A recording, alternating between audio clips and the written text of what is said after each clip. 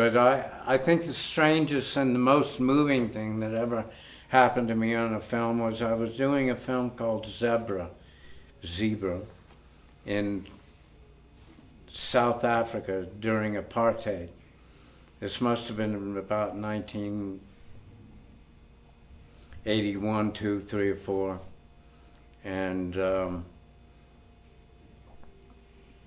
one day I was working in this township, a small township, which was in the middle of Johannesburg.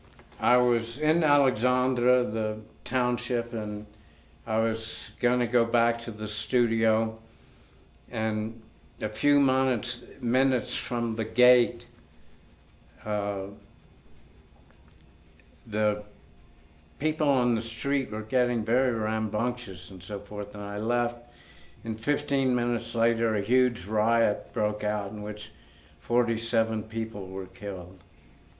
2 weeks later, I went to the memorial service in the rickety old stadium in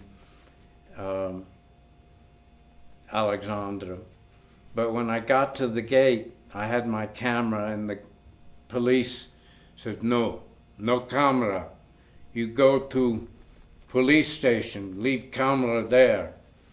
And I couldn't argue my way in. After all, he was an Afrikaner, white policeman. He didn't fuss with him. Went to the police station, and he tried to stall us. They were very afraid of press in those days, very afraid of the press.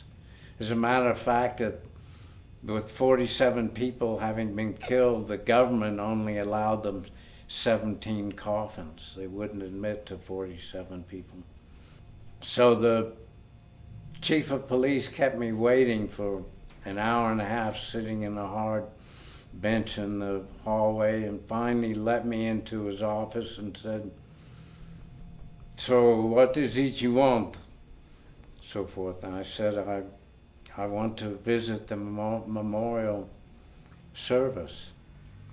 And I'm in town making a film, and but I'm just taking pictures for private pictures. And they said, no, you go back to take this camera to your hotel room, then you come back here.